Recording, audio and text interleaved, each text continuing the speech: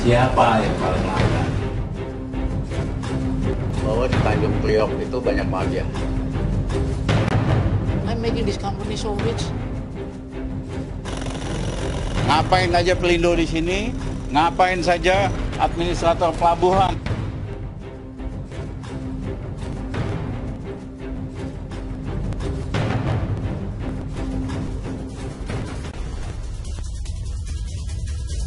Ya, kita langsung tanyakan konfirmasi langsung dengan Menko Maritim dan Sumber Daya Rizal Ramli yang sudah bergabung bersama saya di studio Prime Time News malam hari ini. Pak Rizal, terima kasih sekali lagi sudah hadir di studio Prime Time News. Saya ingin langsung tanyakan terkait apa yang terjadi tadi siang. Pak Rizal, apa sebenarnya yang ingin Anda tunjukkan atau sampaikan dengan membongkar langsung beton atau aspal yang menutupi jalur kereta barang di pelabuhan? Wahyu, 15 tahun yang lalu kami membantu Bea Cukai untuk menciptakan sistem jalur hijau dan jalur merah. Artinya untuk perusahaan-perusahaan importer yang bonafide masuk jalur hijau nyaris tidak diperiksa. Tapi untuk perusahaan-perusahaan yang diragukan masuk jalur merah sehingga harus diperiksa secara fisik. Kami minta Dirjen Bea Cukai untuk meneliti kembali dari yang masuk jalur merah itu mungkin udah 15 tahun, ada yang bagus supaya dipindahkan ke jalur hijau sehingga jalur merah hanya menjadi setengahnya. Sehingga pemeriksaan fisik itu bisa lebih cepat daripada apa yang terjadi. Kaitannya dengan rel kereta barang itu apa? Itu sendiri apa, Pak? Nah, yang kedua adalah seharusnya rel kereta barang itu langsung masuk ke dalam pelabuhan sehingga kontainer yang sudah diperiksa bisa masuk ke kapal barang, dikirim keluar pelabuhan dengan cepat. Kalau kita lakukan ini, sepertiga kemacetan di Tanjung Priok itu akan berkurang. Tetapi apa yang terjadi adalah rel yang sejak zaman Belanda udah ada, rel kapal kereta api barang yang sudah ada itu malah ditutupin oleh beton. Siapa yang menutup itu, Pak? Pelindo yang bisnis simpan kontainer bisa bagus secara bisnis.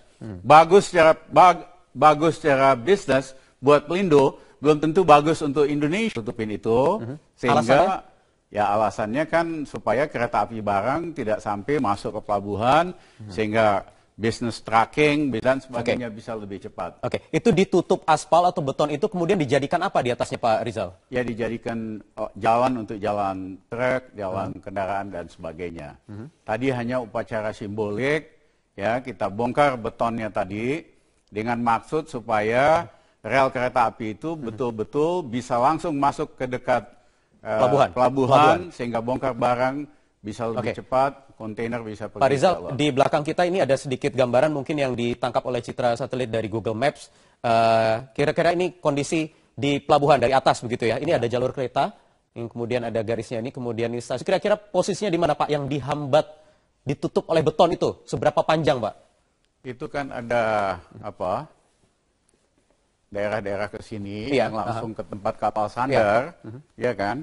Ini nggak ada lagi jalan kereta api ke situ lah. Ini habis di sini ya? Habis di sini. Ini yang kita harus pasang agar supaya rel kereta api bisa langsung ke dekat pelabuhan. Yang lain yang juga sebetulnya masalah adalah banyak sekali kapal yang harus menunggu waktu sandar yang lama sekali. Padahal kapal ini kalau 1 hari saja waktu sandar, biayanya itu sekitar 170 ribu US dollar. Kadang-kadang harus nunggu 5-6 hari. Padahal di Singapura hanya 1 hari. Itu yang menyebabkan juga kos logistik yang besar, tinggi kemudian ya. Nah, kenapa itu terjadi? Karena ternyata Pelindo menyewakan kembali lapaknya itu kepada swasta-swasta. Dan swasta ini saling berebut mana yang duluan. Ini untuk apa, Pak? Yang tempat penimbunan sementara peti kemas itu? Termasuk itu juga? Termasuk itu dari tempat unloading dan loading. Nah, ini kami minta dibenahi agar supaya jangan lagi sampai ada yang menunggu 5-6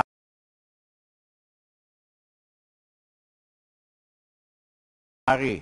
Kapal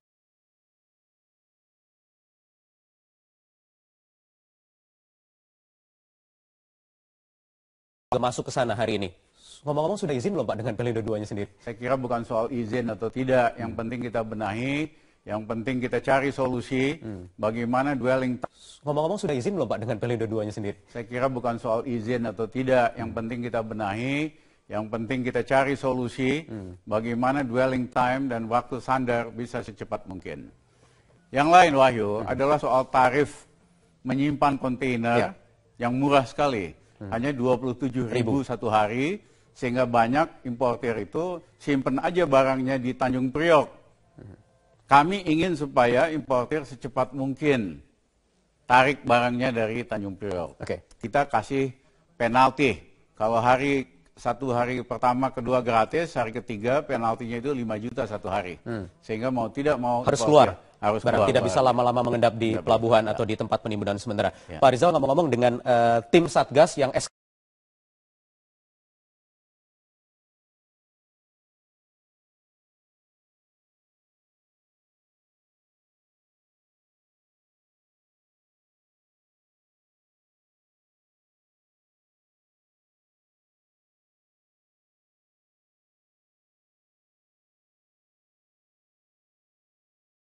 SK-nya sudah keluar akhirnya Pak, kemudian sudah mulai langsung berjalan. Hari ini juga dibuktikan Bapak langsung turun sendiri membongkar beton yang menghalangi rel kereta itu Pak, masuk ke sana hari ini. Ngomong-ngomong sudah izin belum Pak dengan Pelindo 2-nya sendiri? Saya kira bukan soal izin atau tidak, yang penting kita benahi, yang penting kita cari solusi bagaimana dwelling time dan waktu sandar bisa secepat mungkin. Yang lain, Wahyu, adalah soal tarif menyimpan kontainer yang murah sekali. Kami di bawah 3 hari, sekitar 2,5 bisa, hari. Pak? Bisa. Dengan permasalahan yang kompleks, yang rumit ini, belum lagi soal Gitu. Karena birokrat itu kan doyannya, kalau bisa dibikin sulit, kenapa dibikin gampang? Nah, kita ingin ada revolusi mental. Kalau yang sulit, ya dibikin mudah. Nah, caranya adalah dengan membuat jumlah surat izin dan peraturan ini berkurang dari 124 menjadi sepertiganya.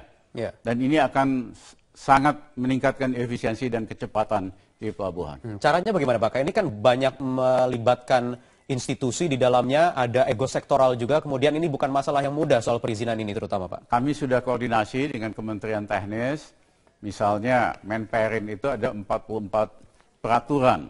Kami minta dipotong jadi kurang dari sepertiganya.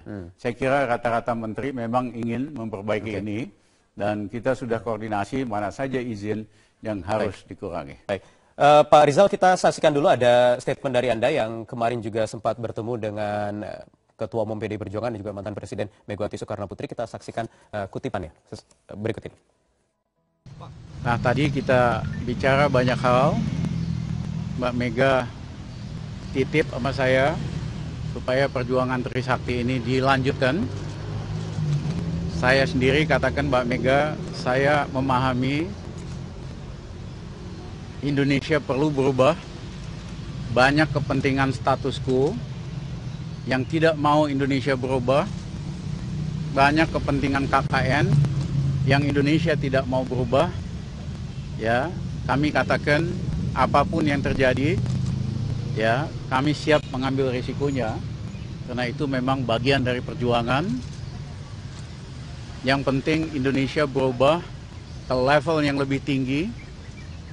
Budaya kalau bisa dibikin sulit, kenapa dibikin mudah? Kita perlu revolusi mental supaya apa yang sulit kita bikin mudah. Ya, Pak Rizal, saya ingin mengambil sedikit kutipan dari statement Anda kemarin itu, Pak. Ada kepentingan-kepentingan yang tidak ingin Indonesia ini berubah, Pak. Termasuk di aktivitas pelabuhan itu, dan Anda melihat apakah ini juga menghalangi rencana Anda ini, Pak? Ya, sudah tentu pelabuhan Tanjung Priok sama efisiennya dengan Singapura dan Malaysia. Sehingga biaya logistik dan transportasi itu bisa turun. Karena 70% dari import dan ekspor Indonesia itu lewat Tanjung Priok. Kalau Tanjung Prioknya macet, lambat, makan waktu, makan biaya macam-macam, itu sebetulnya mengganggu ekonomi kita. Dan siap memotong atau menerobos kepentingan yang bermain di situ, Pak. Anda tidak takut atau tidak takut dianggap nanti dituduh lagi membuat gaduh dan lain sebagainya? Itu pernyataan membuat gaduh, pernyataan sebetulnya norak. Ya, kenapa? Karena ini gerakan untuk memperbaiki Indonesia. gerakan untuk good governance, gerakan untuk pemerintahan yang bersih. Investor itu malah suka sekali kalau Indonesia transparan, good governance, tidak ada KKN. Ya, tapi memang ada sebagian orang yang pikirannya itu masih pikiran zaman otoriter.